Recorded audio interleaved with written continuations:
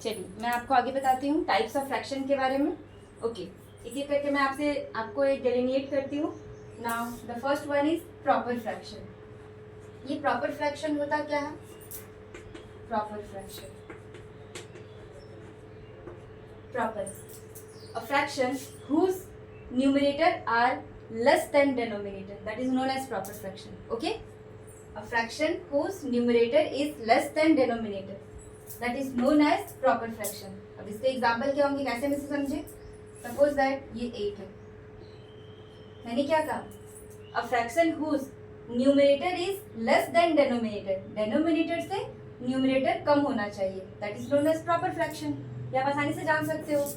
जैसे मैंने लिखा 5/10, मैंने लिखा 13/18, सो इसमें सारे जितने भी न्यूमरेटर्स हैं सारे डेनोमिनेटर से कम हैं। तो कहीं भी आपको अगर ऐसा फ्रैक्शन दिखाई दे तो आप आसानी से इजीली पहचान जाओगे कि प्रॉपर फ्रैक्शन है या इम्प्रॉपर फ्रैक्शन है, किस टाइप का फ्रैक्शन है। Okay, understood? And the second one is, clear है ये topic? Improper fraction.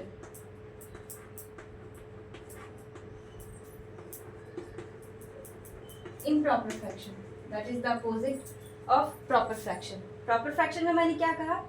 A fraction whose numerator is less than denominator, that is known as proper fraction. But if you talk about that improper fraction, so what is improper fraction? A fraction whose denominator is more than numerator. Okay, that is known as improper fraction. फिर से मैं एक बार बता देती हूँ, improper fraction क्या होता है?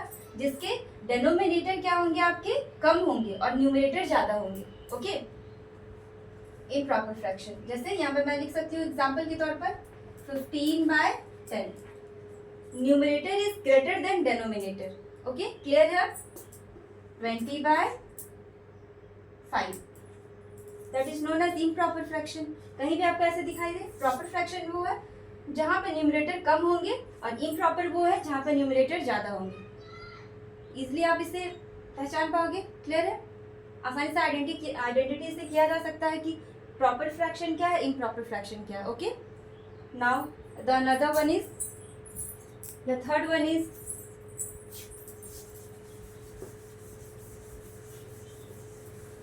Mixed fraction. Third one is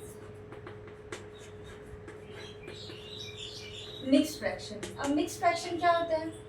A fraction that is consist of two parts, एक ऐसा फ्रैक्शन जो दो पार्ट से जुड़ा हुआ होता है, जिसमें पहला क्या होना चाहिए? एक नेचुरल नंबर। पहला होता है एक नेचुरल नंबर और दूसरा होता है एक प्रॉपर फ्रैक्शन। क्लियर है?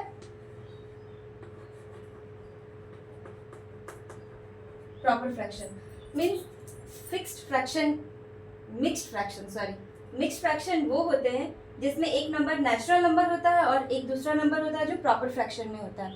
इसे मैं कैसे लिखकर बता सकती हूँ? ऐसे आपने देखा होगा हमेशा कभी कभी आपको टर्म्स मिलते हैं इस रूप में लिखे हुए,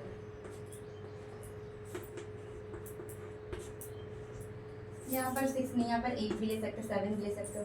तो ये form, this form is known as mixed fraction, जिसमें ये पहला क्या हो गया आपका, जो पहला नंबर है वो एक नेचुरल नंबर है और जो दूसरा फ्रैक्शन आपको यहाँ पर दिखाई दे रहा है वो एक प्रॉपर फ्रैक्शन में है।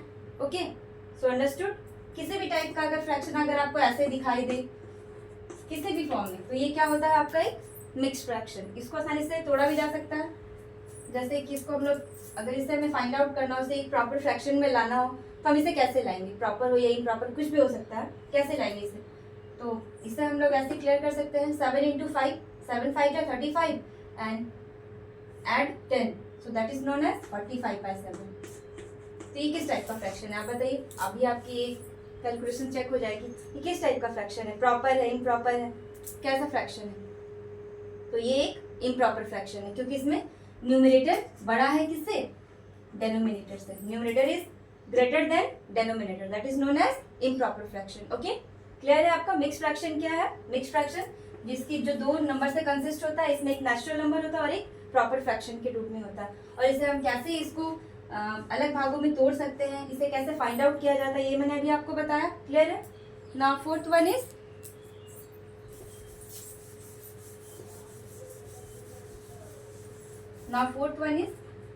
like fraction. Okay, ये लाइक फ्रैक्शन क्या होता है? लाइक फ्रैक्शन क्या है?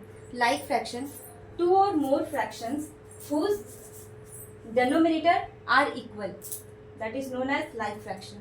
Okay, टू और मोर फ्रैक्शन, कोई भी ऐसे फ्रैक्शन जिसका डेनोमिनेटर क्या होगा? सेम होगा.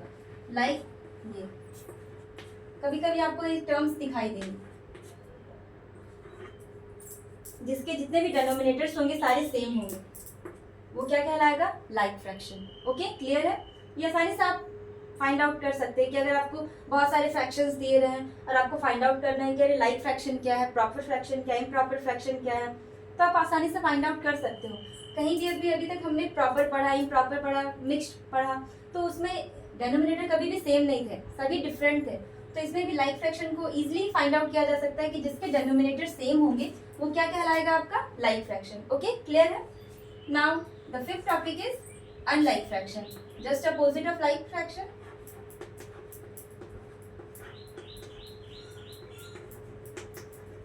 क्लियर है? अब अनलाइक फ्रैक्शन क्या होता है? Just opposite of like fraction. तो अनलाइक फ्रैक्शन, टू और मोर fractions which are all the fractions are different. It means इसके डेनोमिनेटर कभी भी सेम नहीं होंगे. डेनोमिनेटर्स क्या होंगे? हमेशा अलग अलग होंगे. ओके, जैसे कि हम लोग ऐसे लिख सकते हैं 2/5, 6/7, 9/10. इट मीन्स इसका कोई कनेक्शन नहीं होगा, ये सभी डिफरेंट होंगे. इसके जितने भी डेनोमिनेटर है वो अलग होंगे, न्यूमरेटर है वो अलग होंगे. तो आसानी से हम लोग मान सकते हैं कि यह क्या है? अनलाइक फ्रैक्शन है. ओके, क्लियर है? ये 5 टर्म्स इसके हो गए, और भी इसके 2 टर्म्स और है, 2 टाइप्स और है, सॉरी.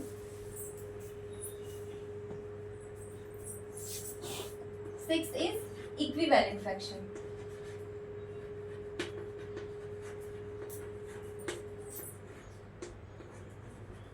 इक्विवेलेंट फ्रैक्शन क्या होता है? ये तो नाम से ही पता है, इक्विवेलेंट मीन्स इक्वल, जिसके टर्म्स क्या होंगे? इक्वल होंगे. तो equivalent fraction. Okay, equivalent fraction जिसमें जितने भी फ्रैक्शंस होते हैं वो क्या होते हैं? एक इक्वल फॉर्म में होते हैं. इट मीन्स जब हम उसको डिवाइड करें, जब हम उसको काटें, तो वो क्या हो? उसके नंबर्स जो आए वो सेम आए. सपोज दैट मैं कुछ नंबर लिखती हूँ. ओके,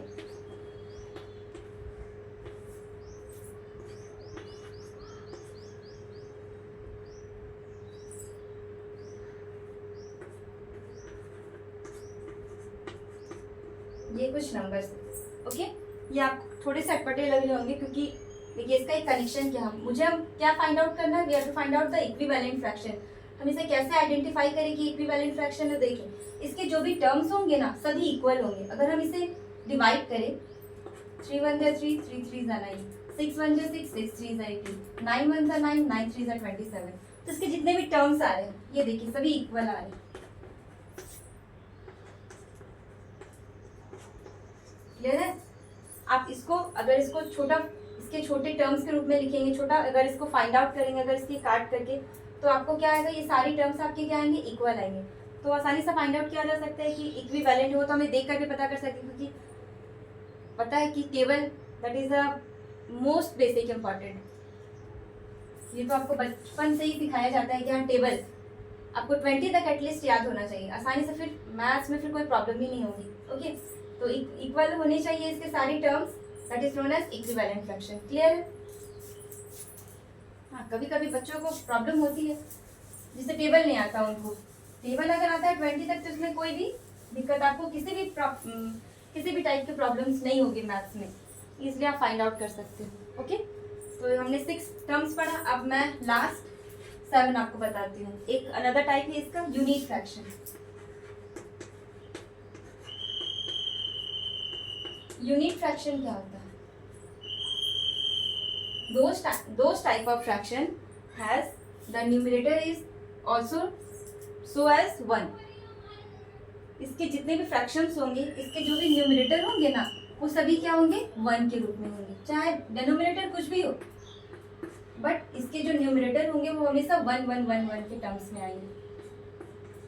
ये आपको क्या कहलाता है? Unit fraction. क्लियर है? आसानी से आइडेंटिफाई किया जा सकता है कि यूनिट फ्रैक्शन क्या है. ओके, क्लियर है?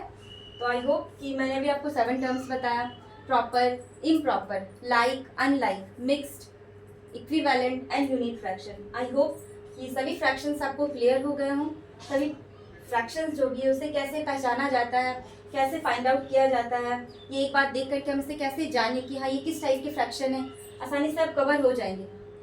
नेक्स्ट डे में मैं आपको इसके कुछ क्वेश्चंस लेकर आऊँगी मैं, और यहीं पे आपको सॉल्व करके बताऊंगी कि अगर इसे सॉल्व करना हो तो हम इसे कैसे सॉल्व कर सकते हैं। फिर उसके बाद आपको कहीं पर भी किसी भी प्रकार की कोई भी प्रॉब्लम नहीं होगी मैथ्स की इस प्रॉब्लम को सॉल्व करने में, और specially that is the basic terms, so you have to also remember.